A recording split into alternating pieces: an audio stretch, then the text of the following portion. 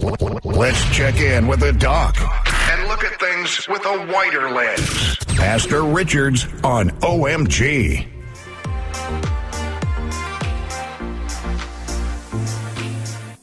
Hello, good morning. Hey, good morning. How are you? I'm well, Pastor. How are you doing today? I'm doing great. Another day to find your purpose or to walk in your purpose. Daniel, I love what I do. I can tell. Yeah, I once told somebody, I got this from Luke chapter 12, and I think it's verse 15. That's off the top of my head. Somebody correct me. But I think it is Luke 12:50 when Christ said, life is not about the abundance of things. So I kind of asked myself, so what is it all about?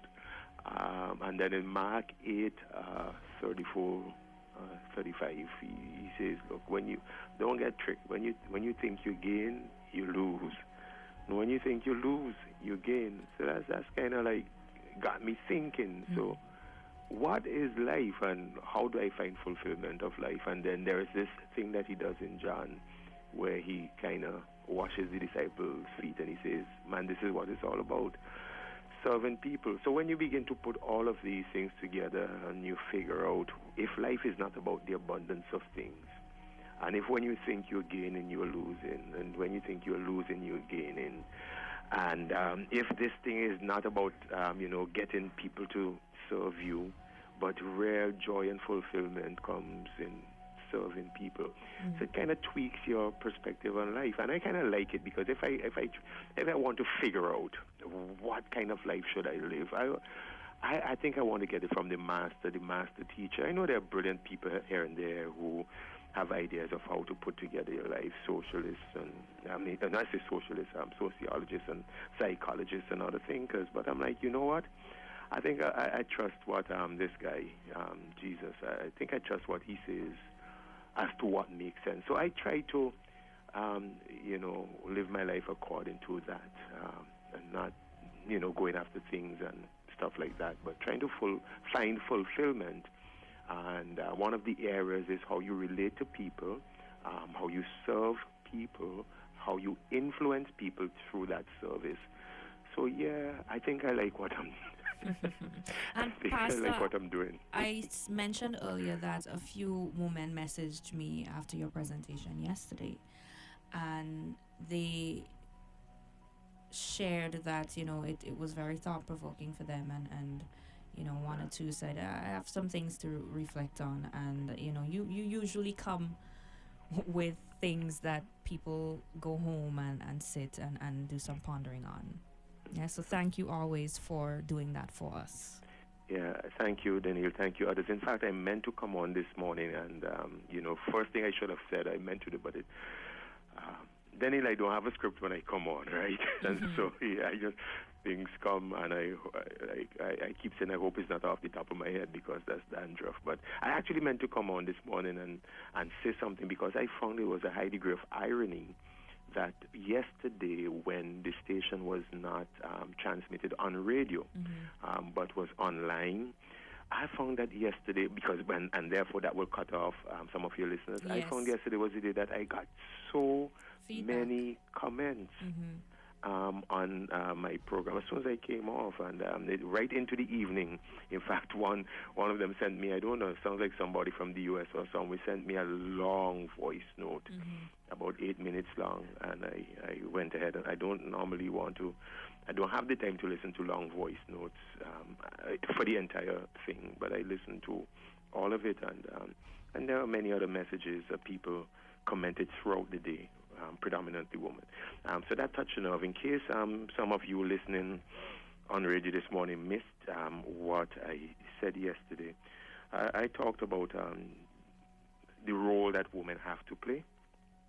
And like in any acting or screenplay or whatever, your role, how you play your role, is determined by the script that you are given.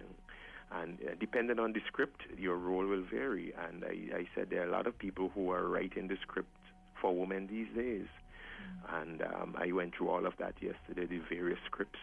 And it really messes up the woman's purpose until she finds out that there's one script that she really needs to check out and follow. And that's a script given by God. And so I spent a lot of time comparing the script of society, the gender scripts and the social schemas and the entitlement script of the men. I went through all of that. Everybody wants to decide how a woman should live. Everybody wants to do that. And I said women really need to start tearing up these scripts seriously and saying, I don't want your script, I want God's script for my life. So that was, if you missed it yesterday, that's what I spoke about. Now, so can I switch gears to today now, right? Yes, but before you Okay. move on, I have a question that someone asked me to ask you. A number of persons are working on shift systems, and it forces them to spend more time in their homes.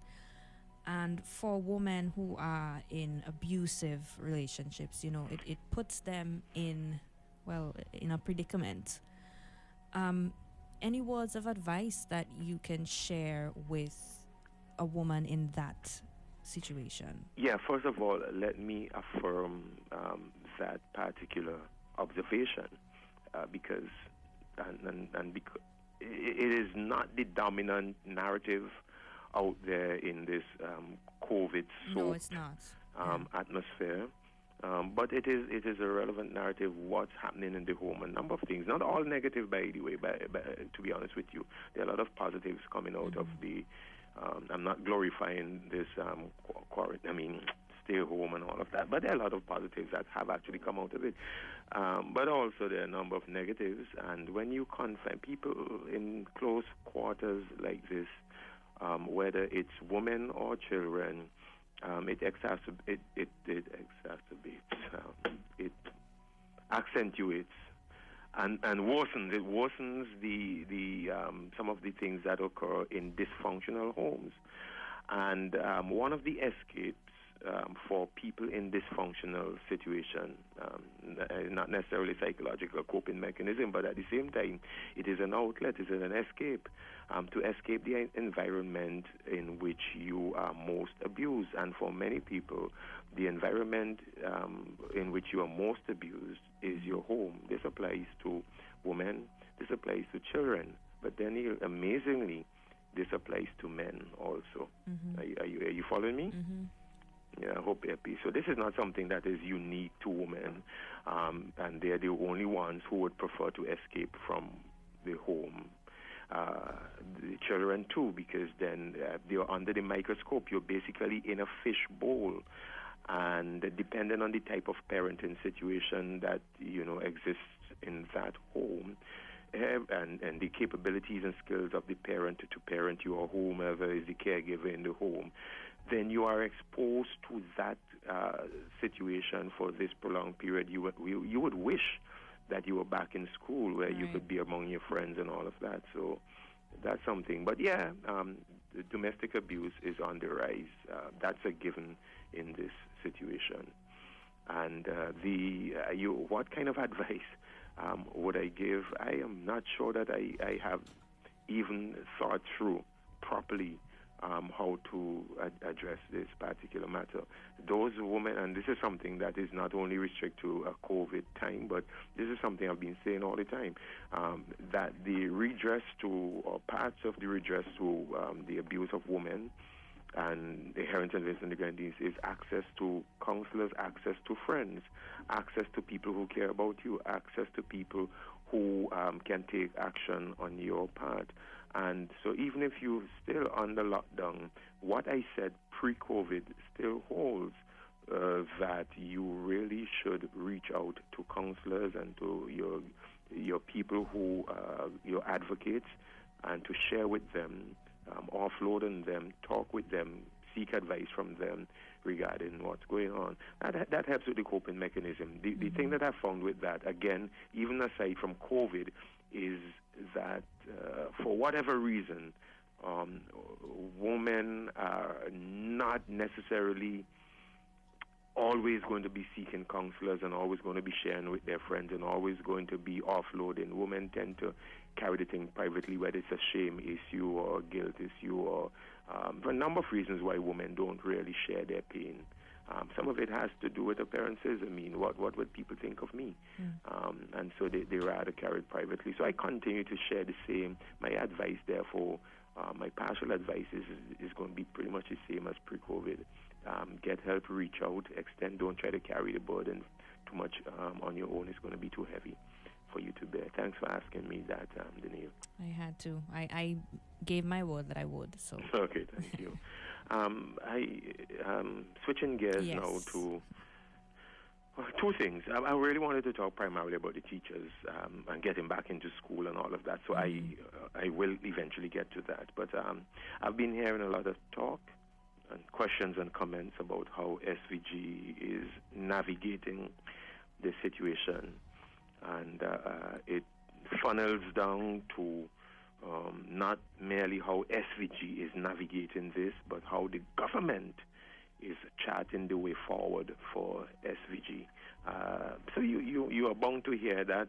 Some of it is going to be commendation, some of it is going to be criticism. One big word, I think, describes what I am hearing, and it's very troublesome. I think, by and large, people, and people can correct me if they think I am wrong. Okay, I'm just putting a position out there. Let me know if you think I'm wrong. But I think that the big term that describes our mood, our psyche, is uncertainty. And these are uncertain times, to be sure. But the uncertain, I think we accept the fact that these are uncertain times, but we want certainty. Follow me? We want certainty from the government. And so I hear we want a very clear, definitive approach from the government. Now, the question I ask myself, is this viable? Is this doable? In a time of uncertainty, that's the word, in the time of uncertainty, how much of a clear, structured, certain, definitive approach can you give? So we have another word that I want to throw in there is the word of fluidity. And I'll come back to that. But again, I have heard the criticisms of the government saying, we are not hearing from the government. We're not hearing a very clear, definitive voice from the government. And the assumption, therefore, is that if the Prime Minister speaks, then that will constitute a clear, definitive voice. And in the absence of the Prime Minister speaking, now, it's not that he has not been speaking.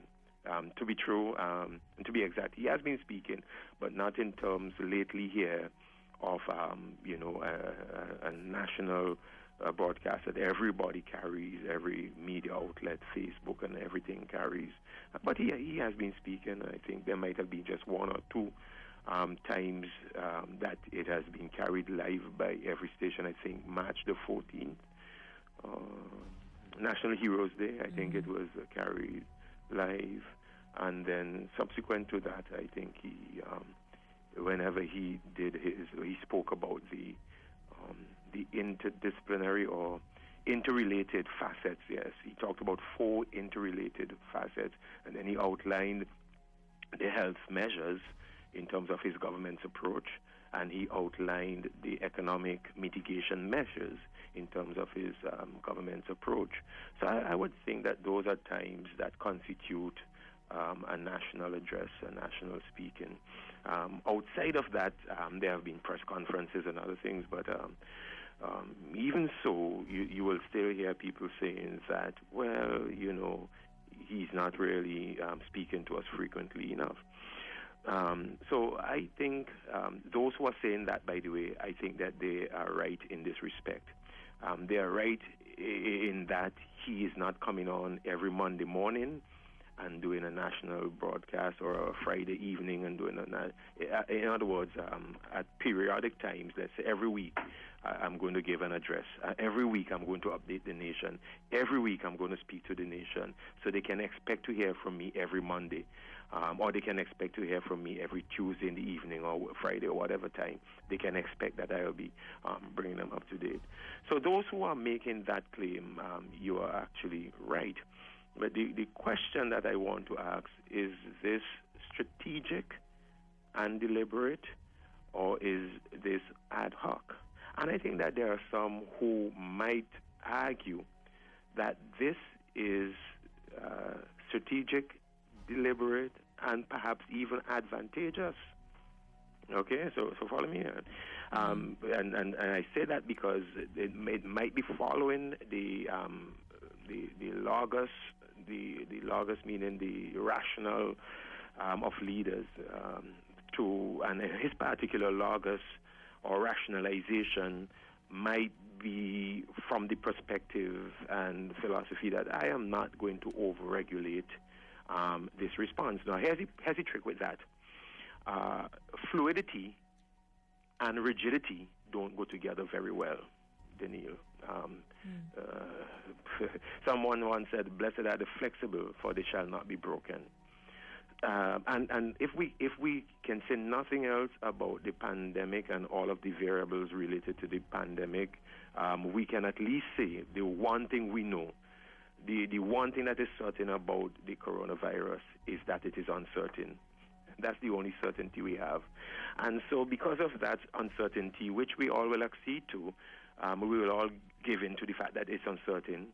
It is not necessarily ludicrous, but it is untenable. It is untenable to call for rigidity and high structure and clear definition when you acknowledge that there is such uncertainty.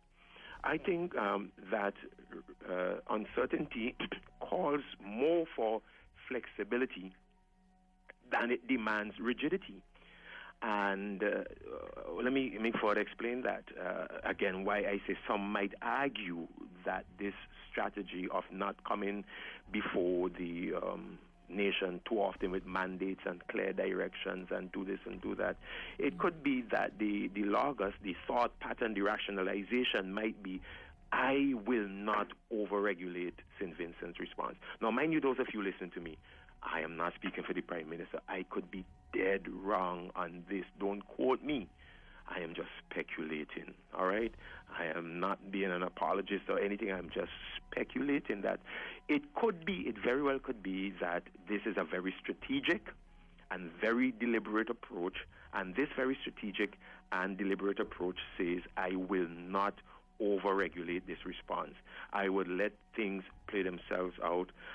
So what we are seeing here in St. Vincent, and this is the truth, of course, if you're in the ULP, you might probably disagree with me, or others outside might disagree with me, but I think that there have been changes and responses here in St. Vincent. But by and large, these changes and responses are driven by the microsectors of our society. And when I say that, driven by the microsectors, for example, in education, I'm sure they are meeting and there's a lot of stuff going on there. In church life, I know that ministers are meeting and designing.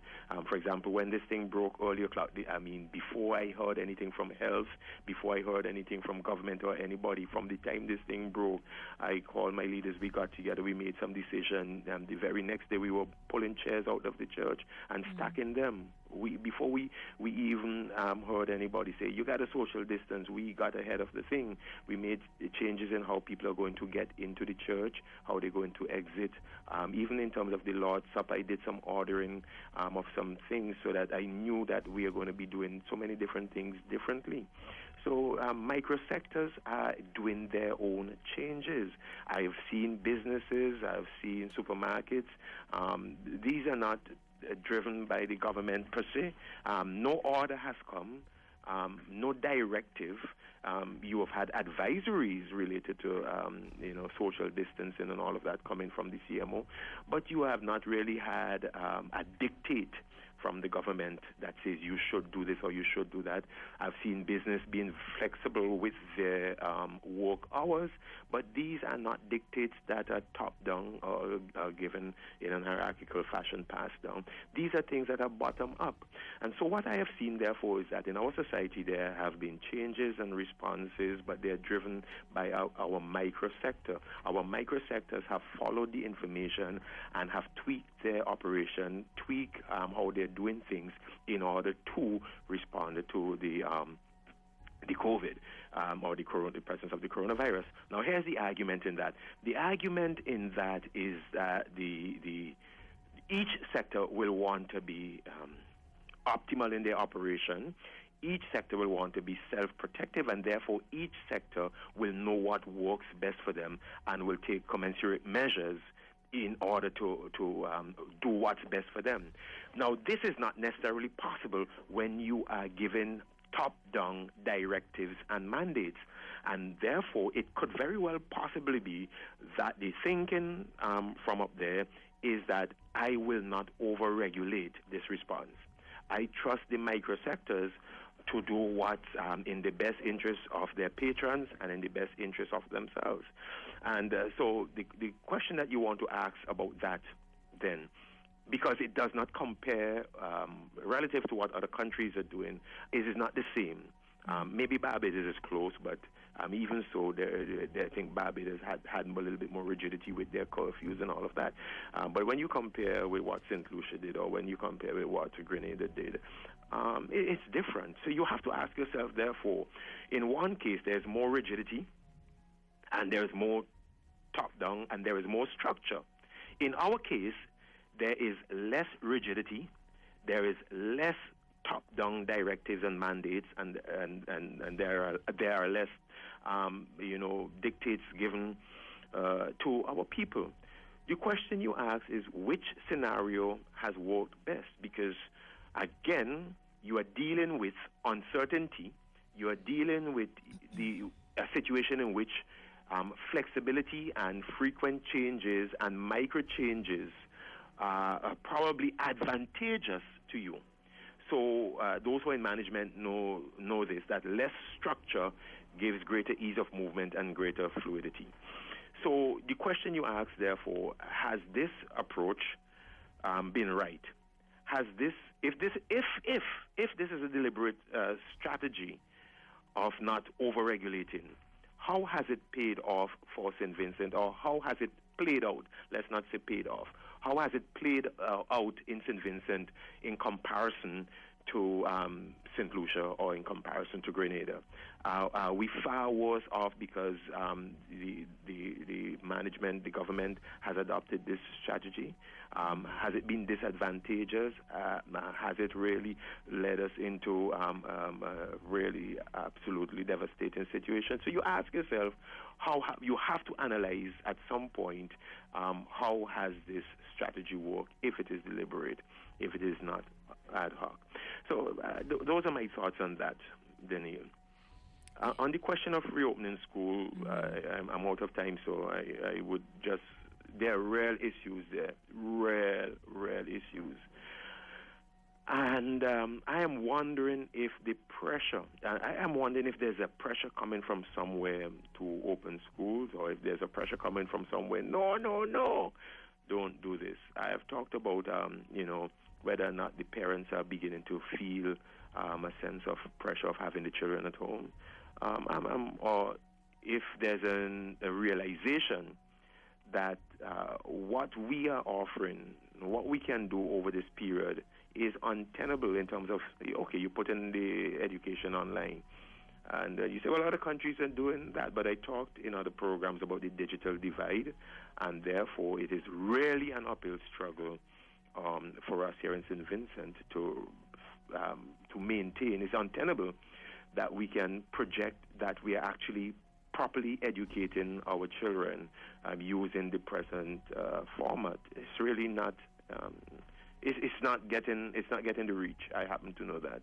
So it's untenable for a long period. It has gone on for a couple of weeks, but if you look, for another couple of weeks, what are you really doing?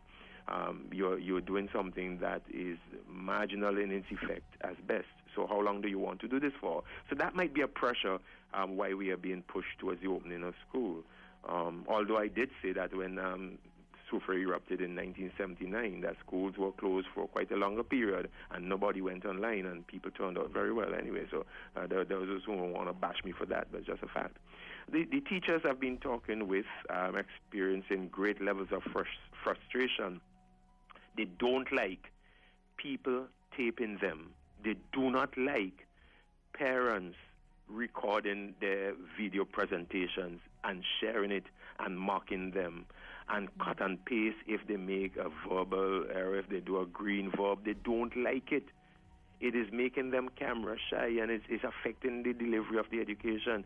They don't like it when they're exploited by parents on this particular matter. They don't like the hyper involvement of parents. Teachers, I'm telling you, they're getting frustrated no ends. A class is going on, and parents would interject in the class. I mean, interject. If you zoom in or whatever, parents would interject. I've had reports of that, and even say things about students in the class. That's not right. It's frustrating it's frustrating the teachers, and coming on, and when teachers do their things online, accusing the teachers of what this online thing does. It gives a parent really a seat in the classroom, by and large, and with that seat in the classroom, parents are partial to their children. So this, and then because they're partial to their children, they overplay any sort of inkling in their mind that there's favoritism, and they won't play to mention you're playing favorite to the teacher, you're playing favorites here with that, and that's because such and such son, teachers don't want this. So I can go on and on. The 24 access that teachers are talking about, 24/7 access. Parents, after the class over, parents know their number, calling them, cussing them out, or making accusation, treating them like children. Parents coming on. It's parents coming on while their child is on video and half naked walking around, and other children. It's untenable. So I don't know if all of this might be a pressure. Why, the people are saying, well, we need to get to the opening of schools. But then, let me end with this. The opening of schools, first of all, the closing of school was predicated on what? On what subject? On what substantive information and situation? So you have that subject, so therefore the predicate is, I'm going to close school. Because every predicate needs a subject. Now, the opening of school, that's a predicate. It's predicated on what? What are you going to predicate this on?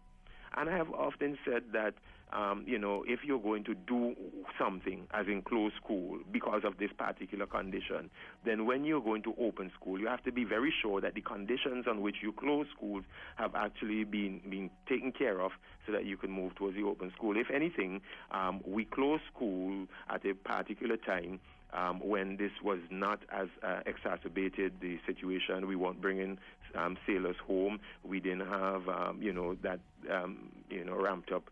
We said up to 16, 17 cases, and now a couple more of the coronavirus when we close schools. So, you want to open schools when you're bringing more people home, and when, to me, the situation is a little bit more tricky to deal with.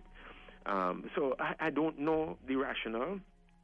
And then I don't know what other things you're going to use as a basis for opening school, and what you're going to do to mitigate the risk. So these are things you will have to talk about, but my time is up on this program. Yes. Thank you so much, Pastor, for weighing in today.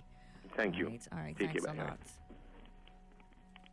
Let's check in with the doc and look at things with a wider lens. Pastor Richards on OMG. And we're out.